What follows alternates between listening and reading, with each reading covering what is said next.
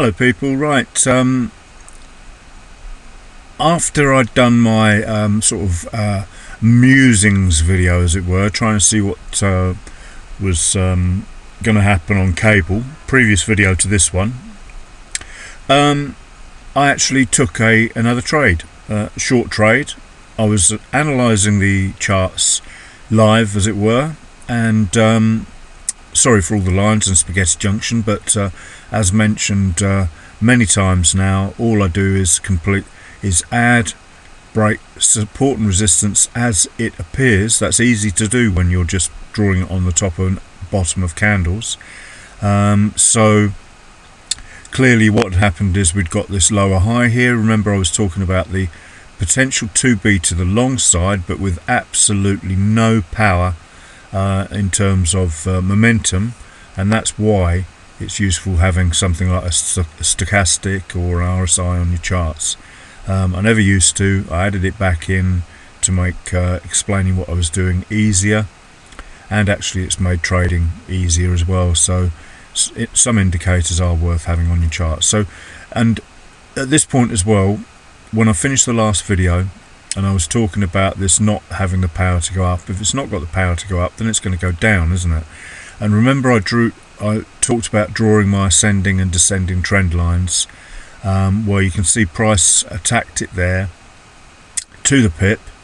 If we zoom out, we can see that you'll notice they're still in the same position they were when I drew them this morning, first thing, coming through here, and then, as I said, tightening up when we've got a high broken by a new higher low, and once the break happens, that then becomes a valid level of support, and then you can see how price, I mentioned, it has a step, like a stepping stone way through these levels also.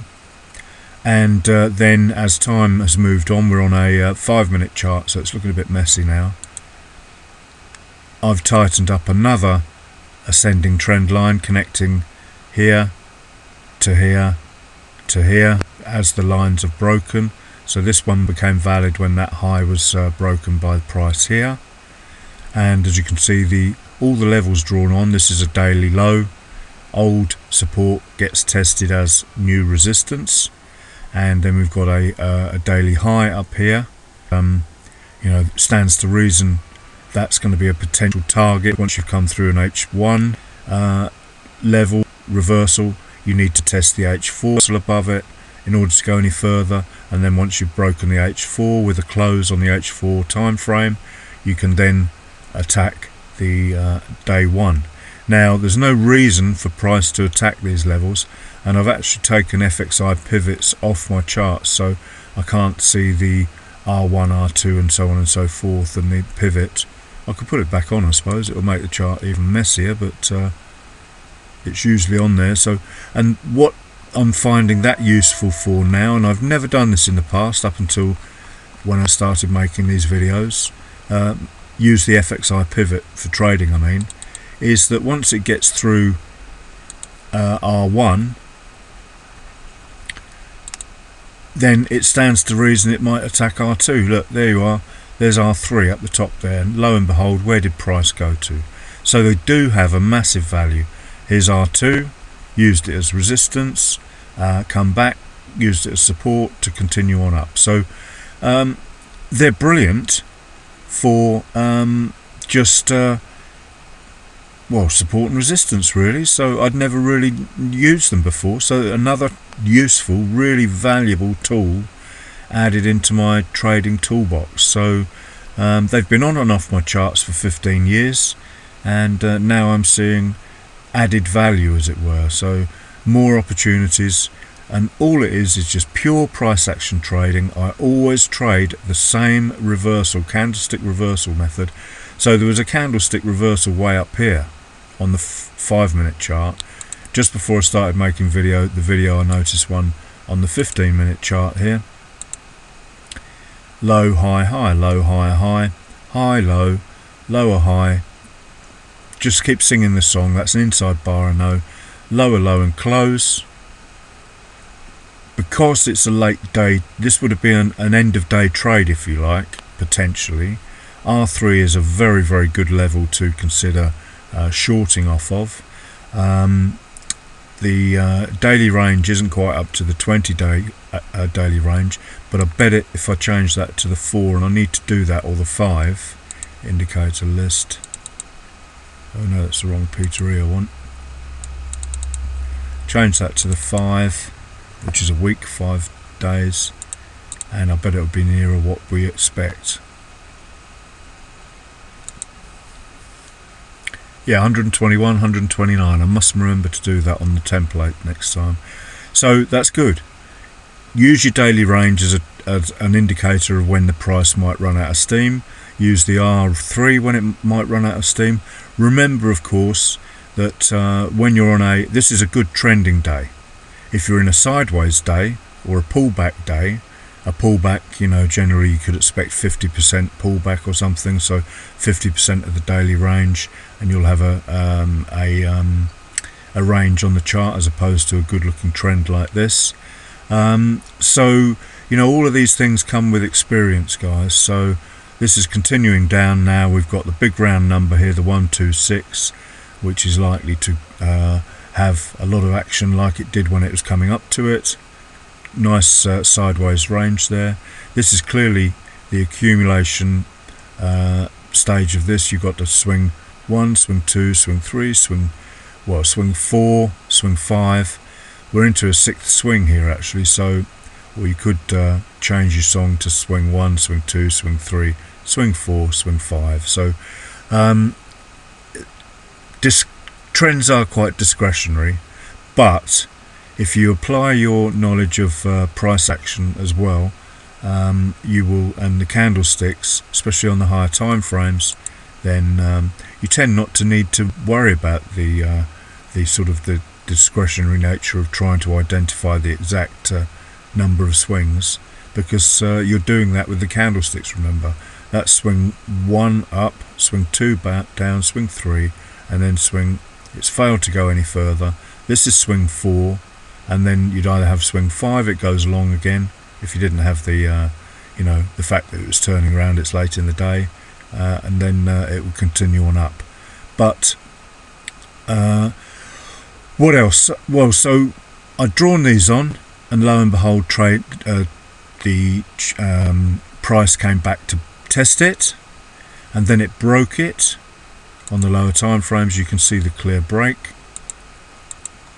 All I did was just trade the, I think it was the 15-minute reversal there. Sorry, I'm jumping around. Yeah, low, high, high, low, high, high, high, low, lower, high, lower, low. And then finally, it broke the low of there. I preempted that because we got the low here as well.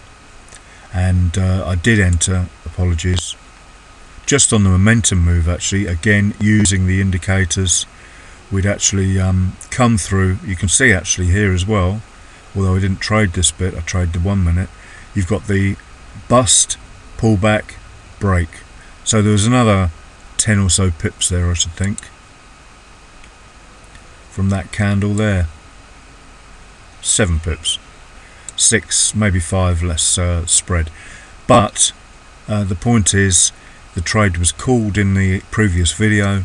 There was no way this was going long. You could clearly see that there. So the minute it popped down, let's have a look at the 1 minute.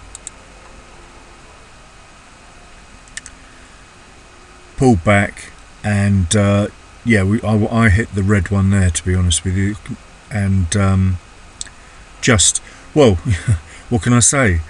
The H1 high failed to hold as support.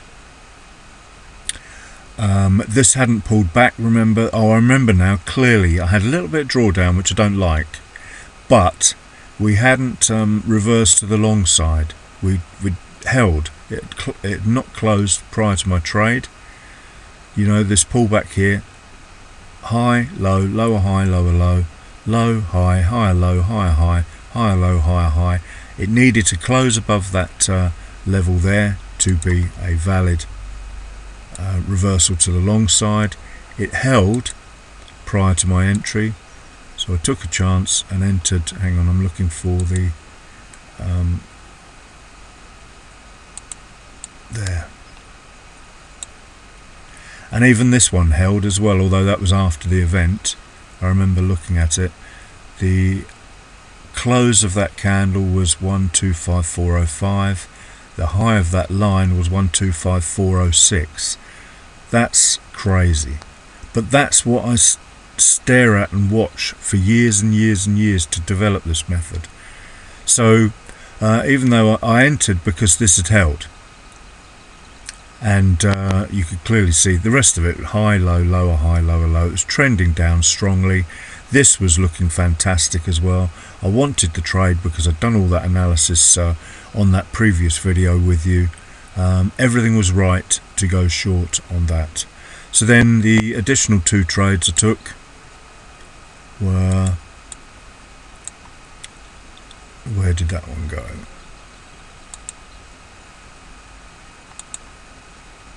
There, a little scalp up to that support line there, the M15 low, as a result of the massive push upwards with momentum.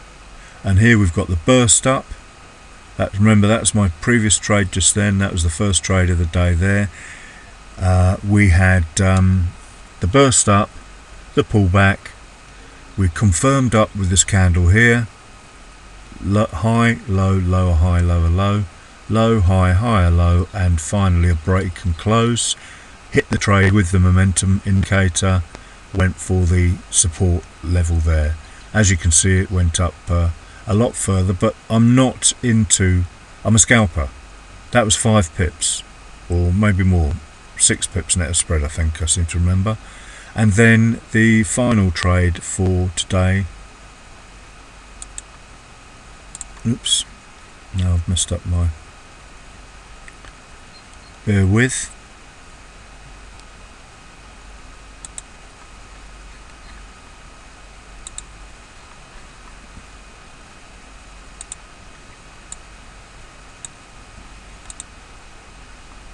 That was it there.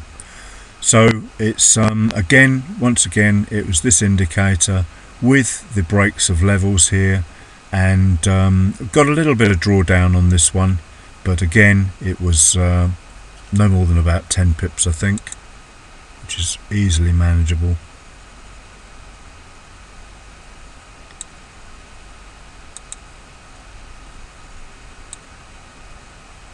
Yeah, it was about 13 pips.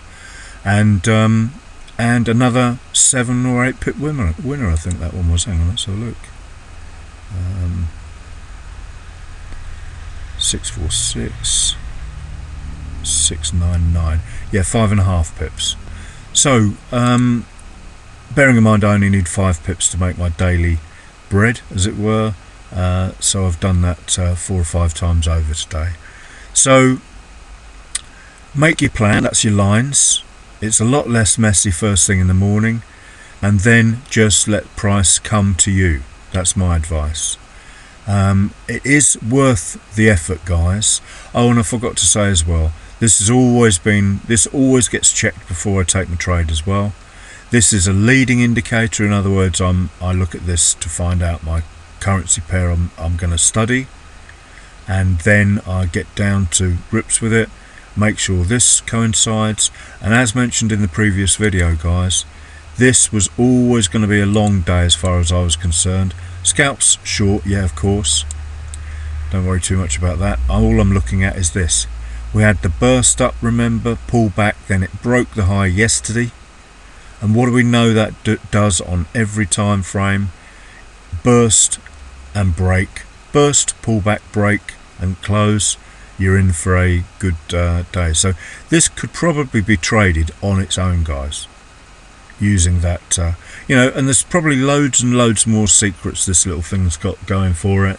Let's just have a look at another example over here. I can see a clear one. There's the burst, there's the pullback, there's the break, and that is the it was an up move. Whatever happened, these are daily candles, remember. There's another burst, there's the pullback, there's the this one didn't break the high of that, so we would disregard that one. After that white dotted line there, we got the break above that one there. This is the burst candle, remember, and look what happened. Price absolutely took off. Talking about this candle here, and price moved nearly 300 pips in 3 days, 253 pips. So this is so powerful, this little indicator. You know, you want to come from below to above, and then you've got your, you've got a break there, a deep pullback, break of the high, and boom, the next day is a good one. So you could probably just trade this as well. It's just so much information this thing gives you. Look at these moves, you've burst up, you've had the pullback. As long as you break the high of it, it's gone to the moon by the looks of it. Let's just double check. Might have just gone straight into a pullback. That's the candle we're looking at here. That's the burst and break, or burst and that's the burst, that's the break and close, that's the continuation there. Monster pullback, but remember as well, you always apply the other rules. What happens when you break a level of break and close above a level of resistance? It comes back and tests it as support. In this case, a monster daily move backwards before it continued up by the looks of it. So, all the rules need to be learned, and I'm prepared to help you. Just ask away. Anything that you're confused about, I will be able to answer, I assure you, because I know this stuff inside and out. Some will fail, but that may be mostly, if you're on the lower time frames, it's because you're trying to trade the lean markets. That's why a momentum indicator like this and being above that 20 level is so very important. On the longer time frames, excuse me, there will be problems with executing your entry, which is why we use the lower time frames to actually enter these bigger moves safely, but with massive levels of confidence once you've done it enough. And I think this indicator here absolutely adds that extra je ne sais quoi, as what's his name would say. Oh God, what's his name? Only Fools and Horses, Del Boy, that's the one. Okay guys, thanks for watching, have a great evening, and let's see what happens tomorrow.